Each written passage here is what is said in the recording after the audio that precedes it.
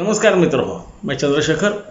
आज हम कारकों की श्रृंखला में कुछ पहेलियां सुलझाने का प्रयास करेंगे। हमने अभी तक पहला जो हमारा पुष्प हुआ, हम पुष्प बोले, उसमें पहला संभाषण समझिए, वो शब्दों का जाल है। आखिरी में तो वो उस कड़ी का पहला जो भी भाषण है उसे संभाषण कह सकते हैं, आप पुष्प कह सकते हैं।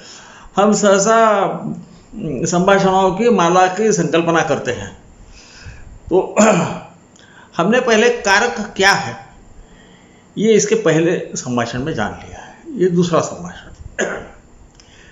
अब यहां से मेरी ये मंशा है कि हम कारकों में जो पहेलियां हैं उन्हें बुझाने की कोशिश करेंगे। अब कारकों में क्या पहेली रह सकती है, ऐसा मन में आना स्वाभाविक है। मैं जब छोटा था तो मेरे भी मन में ऐसा आता था, तो वो कोई बहुत बड़ी चीज़ नहीं। और जब मैं पढ़ने लगा और फिर मुझे जब समझने लगा तो फिर मुझे ख्याल में आया कि अलग अलग मुनियों ने अलग अलग क्यों बताया है, तो क्या बताया है या नहीं बताया है, इसके बारे में हम आज जानने की कोशिश करेंगे। आज हम देखेंगे स्थिर कारकों के बारे में। हमने देखा है कि नैसर्गिक कारक रहते हैं, चर कारक रहते हैं, भाव कारक रहते हैं, है ना। फिर ग्रहों के भी कारकत्व कुछ ग्रहों को कुछ दिया है, तो कारकत्व तो ये सहसा ग्रहों को ही दिया है, ताकि भावों को भी कारकत्व दिया हुआ है। और इसमें कभी कभी या तो हमें पहेलियां प्रतीत होगी या वो पहेलियां न होगी, और मुनियों ने अलग अलग रीति से अपने दृष्टिकोण से बताया होगा। तो आज हम स्थिर कारकों के बारे में देखेंगे। सहसा मैं जिन्हें प्रामाणिक ग्रंथ मानता हूं उसमें बृहद पाराशर होरा शास्त्र है, बृहद जातक है, हमारे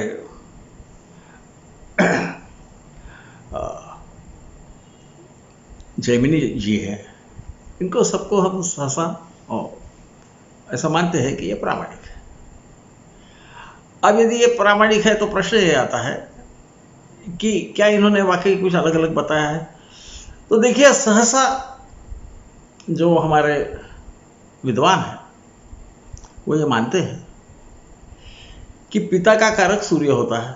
स्थिर कारक की बात है, ये कहीं पे भी रहे, कोई भी भाव के प्रति रहे, फिर भी ये पिता को दर्शित करता है, इंगित करता है। करोतीति कारक, इसके जरिए कुछ न कुछ कार्य हो सकता है, उस ग्रह को हम कारक बोलते हैं। तो सूर्य की स्थिति, उसका बल, उसका क्षीण होना, उसका शत्रु की राशि, इस पर से हम पिता के बारे में भी जान सकते हैं। ये जब हम भाव कारकों में जाते हैं तो यही सूर्य और भी कुछ बताएगा, है ना। हमारे शरीर के भी अवयव के कारक रहते हैं, तो कारक तो बहुत सारे हैं। अस्थि का कारक सूर्य को कहा गया है। तो हम अभी केवल स्थिर कारकों को देखेंगे। इनमें किनको समझा गया है, तो पाराशर कहते हैं अधुना सम प्रवक्ष्यामि, अब मैं बताता हूं स्थिराख्यान कारका। तो वो बोलते कि सपितृकारको ज्ञेयो, कौन, तो चंद्रार्यो बलि रवि शुक्र। रवि और शुक्र में जो भी बलवान है उसे पिता का कारक समझना चाहिए। कुछ इसी प्रकार से जैमिनी जी ने भी कहा है। उसका भी सूत्र मैं नीचे देने की कोशिश करूंगा। सूत्र तो मैं अभी नहीं बता, क्योंकि वो करीबन सरीखे हैं, उसमें बहुत ज़्यादा फर्क नहीं है। परंतु वराहमिहिर का कुछ अलग मानना है, उसे भी हम देखेंगे। अब रवि और शुक्र में जो भी बलवान होगा इसे पिता का कारक मानना चाहिए, ऐसा पाराशर ऋषि कहते हैं। फिर वो कहते हैं कि चंद्रार्यो बलिर्खेतु, चंद्र और आर यानी मंगल, इनमें का जो भी बलवान है उसे मातृकारक कहना चाहिए। अब इसमें अब यानी पहली ये आती है कि सूर्य तो हम समझ गए, वो पुरुष ग्रह है। शुक्र को तो हम स्त्री ग्रह मानते हैं। तो अब ये पिता का कारक कैसा हुआ, ये दिमाग में आना, जहन में आना, जो भी आप समझिए, उर्दू बोलना है या कोलोक्वियल हिंदी, हमारी बोलचाल की भाषा बोलना है तो दिमाग बोलते हैं, उर्दू में मेरे ख्याल से जहन बोलते हैं। या हमारे बुद्धि में ये सवाल पैदा होना, इसका स्फुरण होना, ये नैसर्गिक है, ये होना चाहिए। ज्योतिषियों ने ग्रंथ पढ़ने के बाद भी उस पर विचार करना चाहिए। और फिर आगे बोलते हैं कि चंद्रार्यो बलि।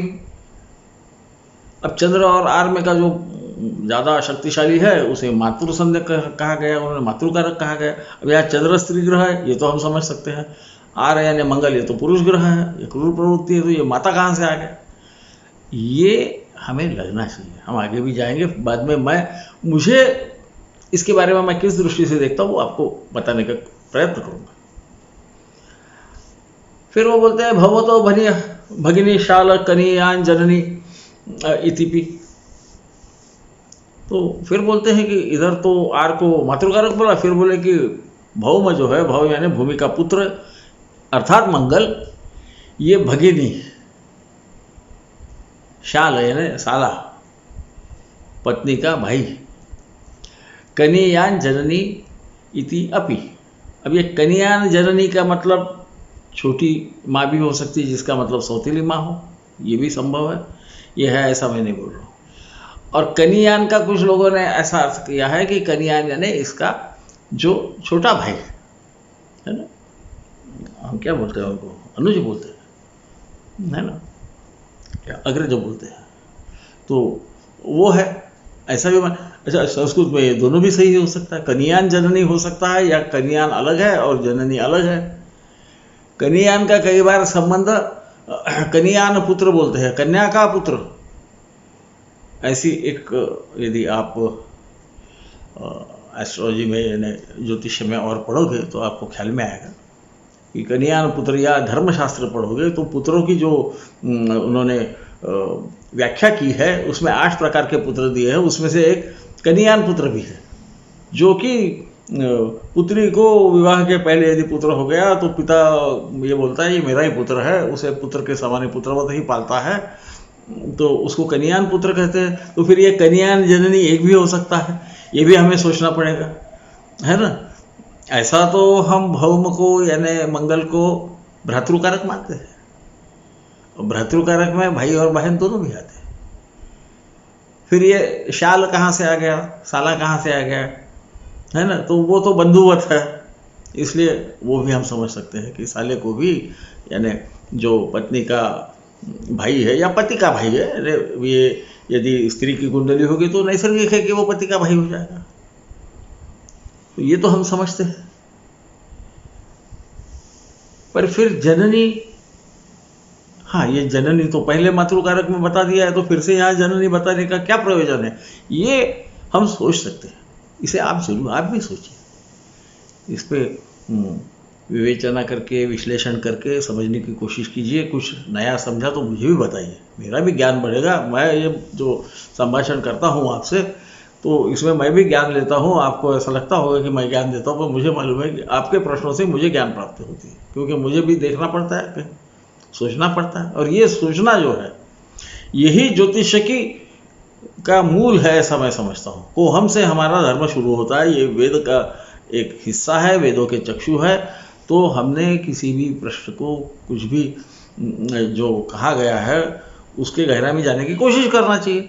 यदि हम करेंगे तो हो सकता है कि हमारा जो भविष्य कथन है ये ज़्यादा सही होने की संभावना बढ़ जाती है। फिर बोलते हैं आगे कि बुधान मातृ सजातीय। बुध क्या है? मातृ सजातीय। मातृ सजातीय है ना, मौसी। मातुलाद्य, मातुल यानी माँ का भाई, बांधवश्च। बांधव यानी हमारे जो सगे संबंधी है उनको सबको बांधव कहते हैं। पर ये बांधव की परिभाषा थोड़ी बड़ी भी है। हम एक जगह में रहते हैं, वहाँ जितने भी लोग आपको आपके संपर्क में आते हैं, आपसे बंधन युक्त रहते हैं भावनाओं की वजह से, वो भी बांधवों में आ सकते हैं। इसलिए चतुर्थ भाव को बंधु भाव भी कहा गया, वो भाई का भाव नहीं है। अब प्रश्न ये आता है कि ये बांधवा वगैरह यदि बुध में जा रहा है तो फिर यहाँ पे भौम में भगिनी शाल तो समझा ये कन्यान जननी क्यों है, ऐसा हमारे सोच में आ सकता है, इसमें कोई हरकत नहीं। तो बुध का स्थिर कारक है तो देखिए, बुध की नैसर्गिक राशि छठवीं है। ये छठवें भाव का भी कारक है। जब हम भाव कारकों में बात करेंगे वो समझेगा। छठवां भाव ये मातृभाव जो है, चतुर्थ भाव, उसका तृतीय भाव है। अब यहाँ ये अकेले बुध को माता की भगिनी तथा माता का बंधु, ये दोनों भी दिए हुए हैं, और सभी हमारे जो सगे समधी है वो भी उसी को दिए। तो फिर प्रश्न ये आता है कि भौम को केवल भगिनी कहा है, तो हो सकता है कि कन्यान का मतलब छोटा भाई भी हो।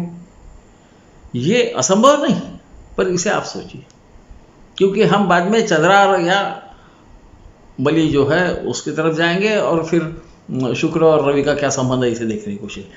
इसी प्रकार से जैमिनी ऋषि ने भी कहा। उन्होंने फिर पति और पुत्र, गुरु मुखादेव आदि बोला हुआ है, तो उसके बारे में भी हम अभी बात करेंगे। ऐसे मेरी मंशा है कि मैं उसके बारे में बोलूँ। मैं सहसा जैमिनी के बारे में बोलता इसलिए नहीं हूँ कि इसके बारे में अलग अलग विद्वानों के अलग अलग मत हैं, परंतु मैं जब देखता हूँ कि सभी एक ही पक्ष में जा रहे हैं, तो मुझे ऐसा लगता है कि इस संभाषण में हमने उनका उल्लेख करना चाहिए। फिर वो बोलते हैं कि गुरु पितामह शुक्रातपति, गुरु से पितामह देखना, यानी पिता का पिता देखना, और शुक्र से पति देखना। आगे पुत्र शनैश्चरात्, पुत्र को शनि से देखना चाहिए, यानी शनि ये पुत्र का कारक होता है। अब हम तो सुनते हैं कि गुरु ये पुत्र का कारक है ना, यहाँ संभ्रम की स्थिति पैदा हो सकती है। शुक्र से पति ये तो हम समझते, तो फिर पत्नी का ऐसे देखना चाहिए। तो बोलते विप्रांत वासिन पत्नी पितरों श्वशुरो तथा। अब यहाँ पे फिर से वही संभ्रम आता है कि ये विप्रांत अंत्यवासी कौन है, विप्र से अंतवासी कौन है, इसको सोचना पड़ेगा। अब विप्र किसको कहा है, गुरु को कहा होगा, तो फिर तो उसके बाद में जो आते हैं तो शुक्र आता है, शनि आते हैं, है ना, राहु आते हैं और केतु आते हैं, तो संभवतः वही कहा गया है। कुछ लोगों का मानना है कि नहीं, ये जो विप्रांत वासे है ये सब राहु को कहा गया है, पर शनि को विप्र नहीं कहते। विप्र का मतलब ब्राह्मण होता है ना, जो ज्ञान प्राप्त करके आता है तो उसे विप्र कहते हैं। वो जब उपनयन होता है ना, उसके बाद में फिर वो गुरु के घर जाता है, तो यहाँ पे वो द्विज होता है, फिर विप्र होता है, ऐसी उसकी एक कड़ी है। तो ये विद्वान होकर आने के बाद उसे विप्र कहते हैं। जब ब्रह्म ज्ञान प्राप्त होता है तभी उसे ब्राह्मण कहते हैं, ऐसा शास्त्रों में कहा गया है। तो हम उस विषय में अभी यहाँ नहीं जाएंगे, ना उस पर मेरा अधिकार है, ज्योतिष पे भी नहीं है, पर मुझे ज्योतिष थोड़ा बहुत तो समझता है, या मुझे ऐसा लगता है कि मुझे समझता है। तो हम ऐसा यदि सोचे तो फिर पत्नी शुक्र की तरफ जाएगी, पितरों यानी माता पिता जो है ये फिर शनि की तरफ जाएंगे, श्वशुर राहु की तरफ जाएगा, और मातामह की तरफ केतु जा सकता है।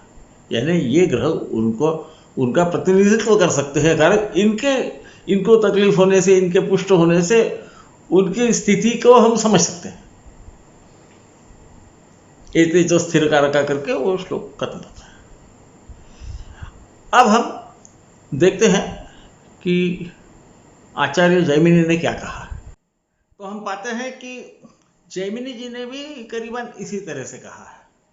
उन्होंने कहा है पितामह पति पुत्र अविति गुरु मुखादेव जानियात। इसका अर्थ ऐसा कहा गया है, सीताराम झा जी ने ऐसा कहा है कि ये गुरु से पकड़ने का, ताकि गुरु से पितामह, शुक्र से पति और शनि से पुत्र समझना चाहिए। तो यहाँ तो कोई आपको फर्क नजर नहीं आएगा। फिर से वही है, पत्नी पितरो श्वशुरो माता महा इत्यांतेवासी। अब इसमें कुछ लोगों का ऐसा कहना है कि ये जो विप्रांतेवासी इन्होंने कहा है, हमारे पाराशर जी ने कहा, यहाँ इत्यांतेवासी ने कहा। कुछ विद्वानों का ऐसा कहना है कि नहीं, ये सब केतु से देखना चाहिए। मुझे लगता है ये बहुत सही नहीं है।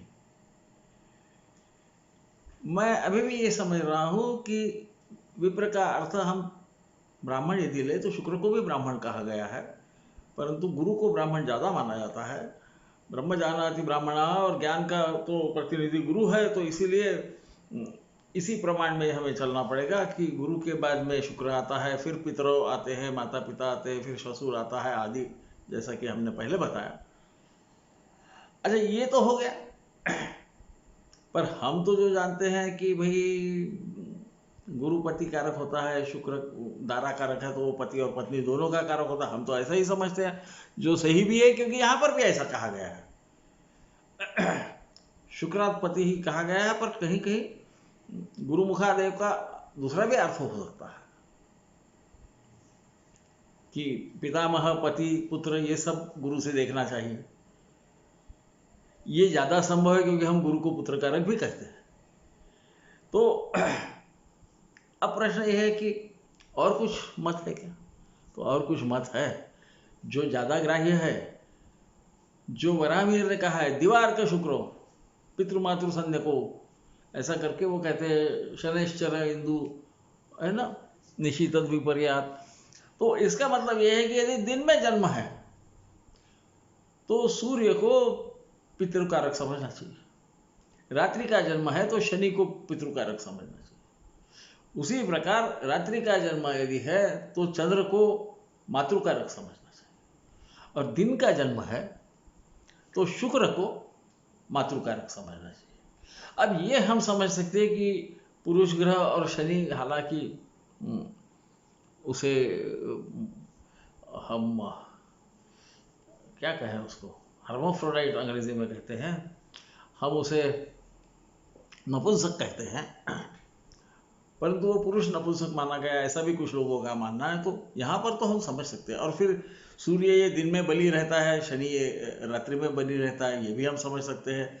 उसी प्रकार चंद्र जो है ये निशी यानी रात्रि में बलि रहता है, तो रात का जन्म होगा तो चंद्र को माता समझना, दिन का होगा तो शुक्र को समझना, या उल्टा भी समझना, ये भी हो सकता है कि क्योंकि ऐसा कहा गया है शनैश्चरेन्दु निशी तद विपर्या, तो रात्रि का जन्म हो तो शायद हो सकता है कि हम शुक्र को समझे। शुक्र पर सवेरे सवेरे हल्का हल्का दिखता है, तो अब वो क्या है ये तो आप समझिए, पर मैं तो यही समझता हूं कि फिर वो बोलता है कि यदि ये उल्टा हो गया, विपर्यास हो गया, तो क्या पता। तब हम पितृव्य और मातृव्य मानते हैं। मातृश्वसा ऐसा कहा गया, मातृश्वस ऐसा शब्द है श्लोक में, वो श्लोक में देने का प्रयत्न करता हूँ। वराह में भी बहुत बड़े आचार्य थे, कोई मामूली आचार्य तो थे नहीं, साधारण तो थे नहीं। तो उनके हिसाब से यदि दिन में जन्म है तो पिता यदि सूर्य है तो शनि जो है इसे पितृव्य मतलब चाचा समझना चाहिए। उसी प्रकार यदि दिन में जन्म है तो हमें मालूम है कि शुक्र को हम माँ समझेंगे, और रात का जन्म है तो चंद्र को। ये उल्टा हो गया तो फिर शुक्र मौसी हो जाएगा, है ना। मातृश्वसा का मतलब माँ की बहन, माँ की भगिनी यानी मौसी। तो दिन में यदि जन्म होता है तो हम शुक्र को माँ समझेंगे, रात के जन्म में चंद्र को माँ समझेंगे। परंतु उल्टा यदि हो गया कभी तो फिर इनके काम बदल जाते हैं। तो फिर जो माता है दिन में शुक्र, वो मौसी हो जाता है ना। इस प्रकार से समझाया गया है हमारे वराहमिहिर जी ने। वो दरअसल उन्होंने किस प्रकार की संतति होगी आदि के लिए उन्होंने बोला है, परंतु इससे हमें इतना तो समझ में आता है। अब प्रश्न यह है कि ये सूर्य और शुक्र का क्या लफड़ा है, क्योंकि पाराशर तो प्रवर्तक थे, तो वो ऐसा ही तो कुछ बोलेंगे। अब हमें यह समझना है कि सबसे बड़ी बात जो आ रही है यहाँ पे कि और शनि को पुत्र कारक कहा गया, हम शनि को पुत्र कारक भी नहीं कहते। तो मुझे ऐसा लगता है क्योंकि रवि ये आत्मबल आदि का कारक है, वो उसी से सब जन्मे हैं ऐसा समझा जाता है, उसे पिता का संज्ञा दी जाती है, उसे पिता समझते हैं, चंद्र को माता समझते हैं। सहसा भी हम यही समझते हैं, मातृकारक हम चंद्र को ही समझते हैं। आगे में कहा भी गया है कि सूर्य से नवम भी देखना चाहिए, चंद्र से चतुर्थ भी देखना चाहिए। तो ऋषियों को भी चंद्र मातृकारक सहसा ये मंजूर ही था। कुछ विशिष्ट परिस्थितियों में उन्होंने शुक्र को मातृकारक कहा, ऐसा मेरा मानना है। परंतु फिर ये रवि और शुक्र कहाँ से आ गए?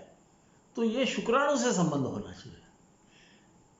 पुरुष को शुक्राणु रहते हैं, है ना, यानी शुक्र रहता है। शुक्राणु नहीं मैं बोल सकता, हम जिसे सीमेन कहते हैं, तो वो जो है वो तो पुरुष में रहता है, इसलिए शायद शुक्र को उन्होंने पिता का कारक बोला होगा। और मंगल ये रज का प्रतिनिधित्व करता है। तो हालांकि है तो पुरुष ग्रह, पर उसका संबंध रज से है। इसीलिए नाड़ी ग्रंथों में स्त्री के पति को यदि देखना है तो फिर उसको मंगल से देखते हैं, है ना। आप में से जो नाड़ी के विद्वान हैं उन्हें पता होगा ये, तो इसलिए देखते हैं। तो इस प्रकार चंद्र जो है, तो ये तो वो कलल फॉर्म में, यानी क्या बोलते हैं हम उसे, तरल फॉर्म में जो रहता है, तरल स्थिति में जब बच्चा रहता है, चंद्र क्योंकि अति बालक का भी प्रतिनिधित्व करता है, इसे मत भूलिए। तो चंद्र, इसीलिए चंद्र की स्थिति कोई भी काम शुरू करने के वक्त या बालक के जन्म के वक्त वो 6, 8, 12 में नहीं होना चाहिए। तो शायद ये कारण है कि इस ढंग से कहा गया है। और बाद में जब वराहमिहिर का समय आने तक उन्होंने शायद उसे निश्चित कर दिया था कि ठीक है, दिन में यदि है तो सूर्य प्रबल होने से सूर्य को पिता कारक माना जाए, रात के वक्त सूर्य का जो दूसरा हिस्सा है शनि, उसे माना जाए। इस प्रकार का फिर भी सहसा हम सूर्य को ही पितृकारक मानते हैं। ये भी आप समझिए, जब हम किसी राशि चक्र का विश्लेषण करते हैं तो हम सूर्य को ही देखेंगे, क्योंकि उन्होंने कहा है कि सूर्य से नवम भी सूर्य का प्रतिनिधित्व करता है। यह आगे जाके कहा हुआ, तो ये ऐसा वृथा नहीं कहा हुआ। शायद ये जो संभ्रम पैदा होता है इसके लिए कहा, क्योंकि पिता, यदि ये व्यक्ति पिता होने का अधिकारी होगा कि नहीं, तो शुक्र यदि उसका प्रबल है तो उसके शुक्राणु वगैरह बराबर काम करते हैं, पर्याप्त मात्रा में है, और इसलिए पिता हो सकता है। इसलिए शायद ये शुक्र को पितृकारक का दर्जा दिया है, ऐसी मेरी अवधारणा है। इसी प्रकार मंगल को यदि क्षति होगी तो रज में, जिसे ओवा कहते हैं, ओवुलेशन में प्रॉब्लम होगा, उसे कोई ना कोई क्षति होगी उस महिला को, या तो उसको बहुत ज़्यादा उसका मासिक जो प्रवाह होता है वो बहुत ज़्यादा होगा या बहुत कम होगा। इसलिए ये मंगल की ताकत बताने के लिए कि मंगल का मातृत्व प्राप्त होने के लिए कोई अधिकार है, इसीलिए शायद यहाँ पर उनको मातृकारक भी कहा गया, क्योंकि यदि मंगल क्षतिग्रस्त है, खासकर महिला के राशि चक्र में, तो उसे फिर संतति होने की ही संभावना कम हो जाती है। शायद इस दृष्टि से इसे कहा गया, ऐसा मैं समझता हूँ। मेरा गलत भी हो सकता है, क्योंकि मैं भी कोई ऋषियों से तो मैं महान हूँ नहीं, और दो ऋषि जब अलग अलग ढंग से बताते हैं तो हमें उसमें सामंजस्य करना पड़ता है। ऐसा मुझे पढ़ाया गया, उसी ढंग से मैं आपको बताने की कोशिश करता हूँ। तो केतु का संबंध आता है क्या? मुझे लगता है कि शायद वो केतु जो है वो मातामह से संबंध बराबर है, राहु का पितामह से संबंध माना गया है, उसमें भी कोई गलत नहीं है। इसलिए शायद विप्रांते वासिला का संबंध, विप्र को हम यदि गुरु माने तो फिर वहाँ से उसके बाद में जो जो आते हैं ग्रह, जिसमें शुक्र है, शनि है, फिर राहु है और केतु है, इनको इन पर से हम जब इन्हें एक एक यदि हम देते, पत्नी, पितरों, ससुरों, मातामह आदि को जब हम देते हैं, क्योंकि जातक के ससुर जो है इनको भी वही स्थान होगा जो पितामह को, तो हम इसको जब इकट्ठा लाना चाहते हैं तो शायद राहु को ससुर या इवन माता पिता जो है वो केतु को देना ये योग्य लगता है। ससुर को राहु को देना, तो इस प्रकार से शायद हो सकता है, ऐसी मेरी अवधारणा है। आप लोग इसका प्रयोग अपने राशि चक्रों में करके देखिए। और मुझे मालूम है कि ये बहुत ही संदिग्ध प्रकार है, क्योंकि इसमें क्या मानना और क्यों मानना, क्यों मानना ये बहुत महत्व का है। फिर ये शनि को पुत्र क्यों कहा गया, ये फिर भी अभी एक प्रश्न तो रह ही गया है। तो मेरी अवधारणा ऐसी है कि ये शनि को पुत्र जो मानना है, ये जातक को खुद ही को पुत्र के भूमिका में वो जब आता है तब शनि को देखना चाहिए, और उसका पिता सूर्य को देखना चाहिए। इसके लिए इसका संबंध होगा। आप ये पाएंगे कि यदि शनि की दृष्टि नवम भाव पे हो तो पिता का, नवम भाव का कारक भी सूर्य है, जो भाव कारकों में आप समझेंगे, आगे हम आएंगे उस पर, तो सहसा पिता पुत्र के सोच विचार में बहुत ज़्यादा अंतर होता है, ऐसा बोल सकते हैं हम, उनकी ज़्यादा पटती नहीं। उसके साथ वो सूर्य पे भी उस वक्त देख रहा होगा, कौन, शनि, तो ये बहुत ज़्यादा प्रमाण में होता है। इसे आप राशि कुंडलियों में आप प्रयत्न करके देखिए, जो आते हैं उनको पूछ के भी देखिए। यदि शनि की दृष्टि नवम और सूर्य दोनों पे पड़ती होगी तो इसे पितृ सुख का अभाव होगा। किसे होगा, जातक को होगा। यानी इस वक्त जातक को ही पुत्र समझ के जो रचना की गई है उसमें जातक का पिता सूर्य और वो खुद शनि के भूमिका में आ जाता है। उसके पुत्र के बारे में ये न होके ये इसी को खुद को पुत्र के भूमिका में जब जातक होगा तब शनि को पुत्र का कारक समझना चाहिए। ये उसके पीछे की भूमिका हो सकती है। संस्कृत में बहुत कम शब्दों में लिखा जाता है, क्षिप्र शब्दों में लिखा जाता है, इसलिए उसको समझना आसान नहीं है, परंतु हमें उसका प्रयोग प्रत्यक्ष राशि चक्रों पर करना चाहिए और फिर उसमें से जो भी ज्ञान मिलता है उसे हमने उसका प्रयोग करना चाहिए। तब हमारा जो भविष्य कथन है वो सहज होगा, लोग भी इसे शास्त्र करके समझना चालू करेंगे।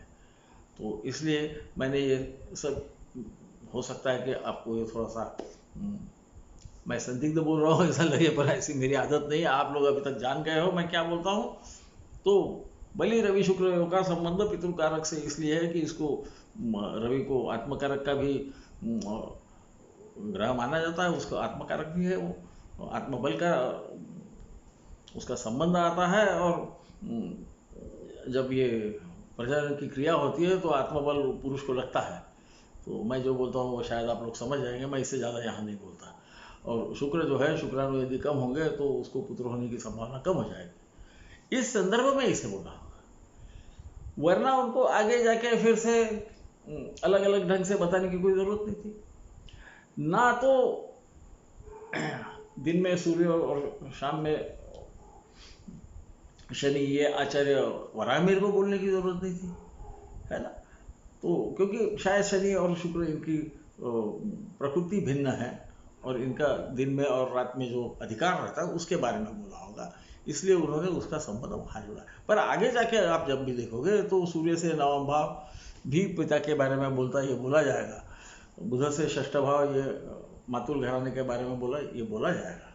इसका मतलब उन्होंने भी उसके बाद में अंततोगत्वा जो उन्होंने समझा है वो यही समझा है कि हमें जातक के पिता के बारे में यदि समझना है तो सूर्य को देखना पड़ेगा। हाँ, जातक खुद पिता हो सकता कि नहीं ये देखना है तो उसके लिए शुक्र को देखना पड़ेगा। इसी प्रकार माता के बारे में देखना है तो चंद्रसी चतुर्थ बोला गया है। आप आगे के श्लोकों में यदि वो आया तो मैं दूंगा आपको श्लोक। ऐसे भी आप लोग विद्वान हो, आपने पढ़ा है बृहत्पारश और होरा शास्त्र, आपको पता है। तो इस ढंग से मैं इसको यहाँ विराम देता हूँ क्योंकि ये थोड़ा ज़्यादा लंबा हो रहा है और मुझे भी मालूम है कि ये पहेली ही है। आप भी सोचोगे तो इसको आपको पहेली ही समझ में आएगी। तो इस पहेली का, इसमें से कुछ, इस सागर में से कुछ मोती निकालने का मैंने प्रयास किया है। ये सफल है या असफल है आप ही बताओगे। तो मैं आपकी अब आज्ञा लेता हूँ और शुभ है सर।